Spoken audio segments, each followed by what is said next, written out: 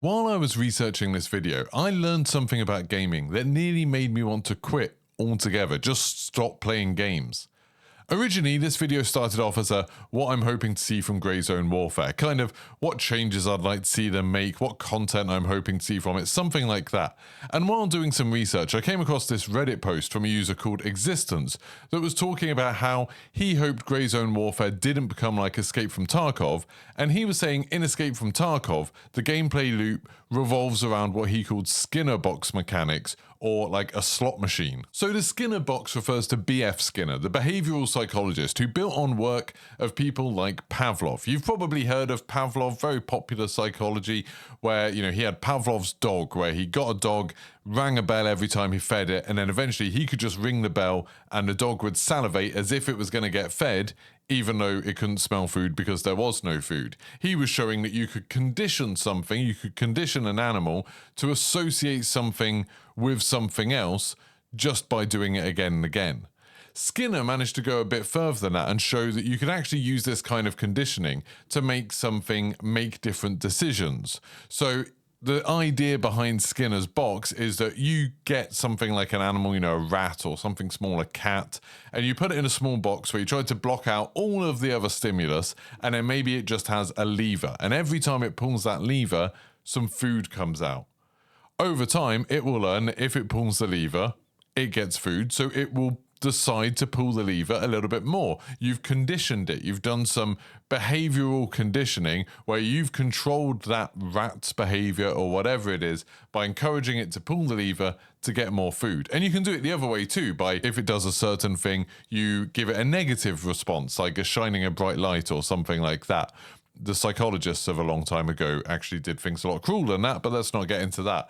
So you could give it a negative response and then it would avoid that behavior. So Skinner was showing that you could kind of condition an animal to behave in a certain way by rewarding or punishing it for the actions it decides to take. The Skinner box was born, and over time lots of other psychologists developed the idea and turned it into their own experiments. And one thing that people found was that you could vary the schedule that you reward the rat and get different behavior. So, instead of every time the rat pulls a lever, it gets some food, you could say, okay, only every 5 times it pulls the lever, it gets some food. How much will it pull the lever? And they found it would actually, keep on pulling it a lot more because it was waiting until it got the food.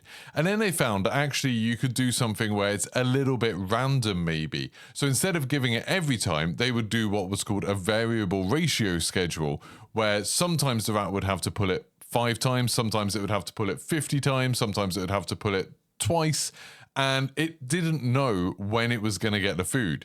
If they did this, so this variable ratio schedule, the rat would actually pull the lever more and for longer than it would when it was getting the reward every single time.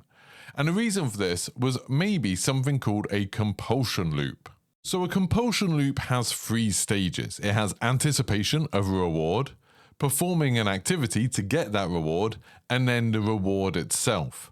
And while studying this compulsion loop, researchers found that the feel-good chemical in your brain that you get when you get a reward was actually created during the anticipation stage.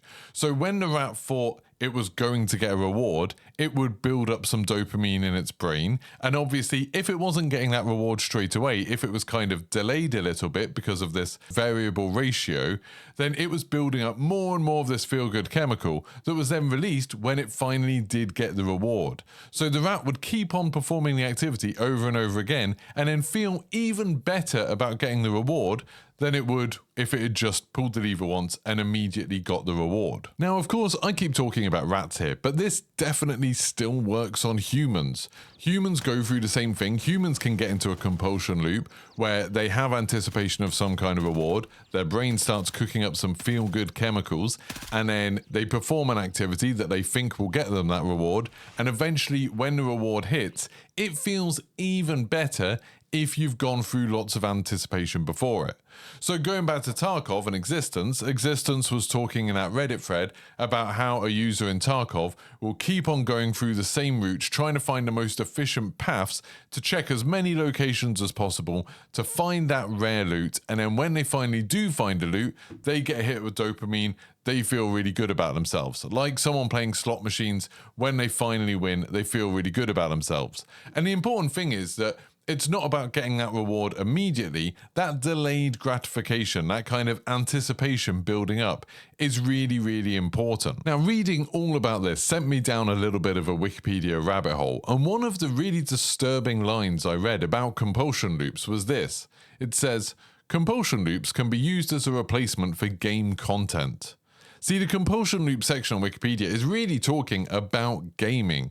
This is an idea that's been used in gaming for a long while because game designers realized that creating enough content to kind of satiate gamers, to give them enough to satisfy them so they feel like they're getting enough kind of bang for their buck while they're playing video games, is basically an impossible task. Gamers will always rush through the content. Gamers will always find ways to do things more efficiently than you imagined, and making content for games is expensive and takes time.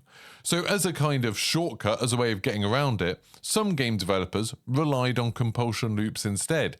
They decided, hey, we can make gamers feel good, almost feeling as good as they would if they'd had some satisfying content, just by building up this anticipation, getting them to do an activity over and over again, and then giving them that dopamine hit when they finally get the reward. Again, just like casinos do with slot machines. Now, the key thing is, and this is maybe a little bit more subjective, this is just my opinion, games that rely on compulsion loops aren't rewarding your time or your efforts with anything meaningful or worthwhile.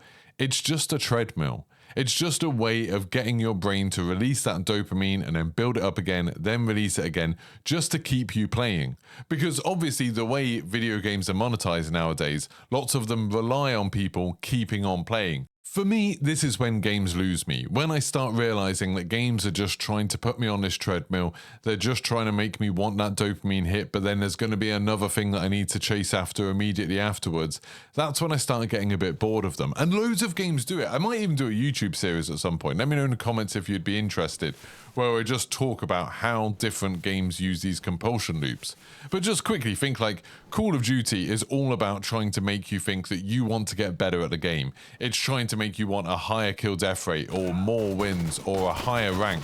And it's like, hey, if you just keep on playing, you'll have a good game soon. You'll beat your personal best. You'll beat this record.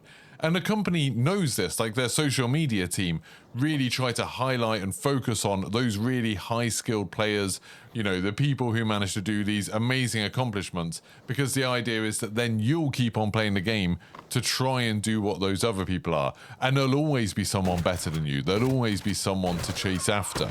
Other games like MMOs, so World of Warcraft or Destiny or Final Fantasy, do it with power levels, where you always just want to get that next power level, get that item that will make you a bit more powerful, so then you'll be able to complete the next bit of content a little bit easier.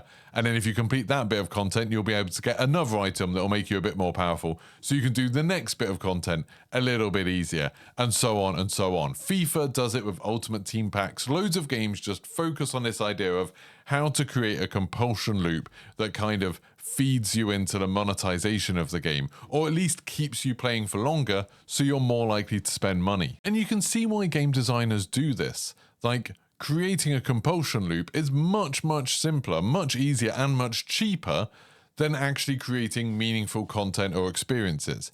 And I think, at least looking back at my own experience, all of my favorite games that I remember playing don't have this. They have a set amount of content, or they have an experience that is rewarding in itself, so I'm not just chasing after something. I don't remember grinds fondly. I don't remember hours I've spent doing the same thing over and over again in a game to try and get some reward. Ever, basically. The things I remember are meaningful content and stories, so things like The Last of Us Part 2, or just games that were so exciting to play minute to minute, things like Titanfall 2, that I had an absolute blast while playing them. The compulsion loop is real, easy to get trapped in, and I think unethical for game designers to create. So going back to the original topic of this video, what can Grey Zone Warfare do in the future to kind of avoid this and create some interesting content for the future? Obviously, it's impossible for them to create enough content to keep people occupied. That's just not going to happen. I've already seen people completing all of the 150 or so missions that you can play right now. The game's only been out like a week, so I don't think that's possible. I've heard some people saying that Grey Zone Warfare should have more meaningful loot like Tarkov, and as I've kind of made clear throughout this video so far, I think that's a mistake. I think that would just be creating a compulsion loop of players going around the same locations, checking the same buildings over and over, just in the hope that they're going to strike it big this time and find some loot. I think instead the answer, kind of ironically, lies back in Skinner's box, in conditioning players to enjoy themselves, encouraging the kind of behavior that makes the game more interesting. So I think they need to try and find good rewards for positive player behavior, like participation in world events, completing difficult challenges, and encouraging kind of social behavior, like helping newer players. Better loot to find is just a trap in my mind. It encourages repetitive grinding, exploits and camping. Instead, they need to try and make going on an unpredictable adventure the best way to play. So I suggest a trio of daily quests. The idea being that players would just complete the 150 missions that are in the game right now, and I can imagine they will add some more missions as time goes on. But once you've got to kind of the end of the mission chain as it exists at any given time, from then on you have like 3 daily quests that will always be given to you the first time you log in after the daily reset. So imagine you log into the game, you've completed all the story missions, but you've got 3 random quests the first time you log in on any given day. The first one will ask you to go to a specific area to interact with an item, like placing a tracker. The twist being that everybody has this same mission. The location is randomly picked every single day, but it creates a PvP zone where everybody is trying to get that same quest done. It'd be a real challenge to try and complete it if all of the endgame players on the server are trying to get it done. It could obviously be controlled a little bit to keep them out of the new players' way, so put it somewhere where there aren't any story missions to do. And it could encourage teamwork as factions fight each other to try and control a zone to help other players get that mission done. And people who just want to engage in PvP would be able to go to that specific area. I think that would be a really fun way to have a difficult challenge to try and complete each day, and it would be very different. You know, sometimes it could just be right in the middle of the jungle. Sometimes it could be out on the coast. Maybe sometimes it could be in one of the towns. Sometimes it could even be in the red zone that's radioactive, so you need to prepare a little bit more before you go in there. I think it'd be fun to log in each day and be like, oh, okay, where are we going to be fighting today, and see what's going on and who's there. The second mission would ask you to squad up with anybody on your faction and stay with them, maybe within a certain distance, while they complete a story mission. It would encourage people to communicate, you know, try and find someone in your base who needs help with a story mission and get people to play together, getting people to kind of Sherpa people through some of the more difficult missions. It means for newer players, they would be able to go in base and there'd always be people, you know, all of the endgame players being like, hey, do you need help with anything? And if they needed help with something, a particular mission that they couldn't find, they could be like, hey, yeah, squad up with me, come show me where this is, or come protect me while I get this done. I think that would be a really nice way to encourage some of the more experienced players to revisit that story content alongside newer players. That would be really cool, and you wouldn't just be able to kind of keep on farming this quest every day, grinding out really easily, because you wouldn't always be able to find people who had some of the easier quests, like the very early quests. Instead, you'd just probably try and take whatever was available. This is something that I've seen in other games like Destiny and Final Fantasy XIV, where there's rewards for experienced players to help out newer players, and I think it'd be nice if it was just something that people got into a routine of doing every day, just looking around on their server for newer players that they could help. And the final mission, the final daily quest that you would get, would be randomly generated from a pool and basically ask you to go and find a geocache. It would give you some coordinates, give you a location, completely randomly, different to everyone else that's doing it, and it would just encourage you to go off on a hike somewhere away from the landing zones to try and find this. Maybe sometimes the geocaches would have enemy patrols near them, sometimes they wouldn't. Sometimes maybe if you went near them they could start incorporating some of the weird anomalies and things like that, so you'd have some kind of unexpected event. Maybe they could even incorporate world events like different weather systems and things like that. You know, suddenly it's storming and all of the AI enemies are hiding inside while it's storming. And that means maybe a geocache that was in the middle of a city would be much easier to get to compared to one that's just out on a hillside somewhere that you'd be able to go to anytime. You just had to go on a long hike there with some food. I think that would encourage you to potentially have an adventure along the way. And if you were playing with friends, you know, you could all go club up together and go find each other's geocaches. And maybe within the geocaches, there'd be some decent, you know, valuable loot in terms of something that would be useful to you, but also something quite predictable. So you wouldn't be just doing this every day in the hope that you're going to get something different. And of course, the difficulty with these would be working out what the reward would be. If it's a random reward, we're going back to that compulsion loop. I think it would be better if it was something predictable, like this was the way you made money. You needed money in order to be able to do the PvP. You got a lot of money by doing these free quests. Like, this was definitely the best way to make money and keep you funded for any other adventures that you wanted to go on. I think that makes the most sense. Free adventures, free ways to play, no grinding. Let me know your thoughts in the comments. Don't forget to like and subscribe, and I'll see you for the next one. Goodbye.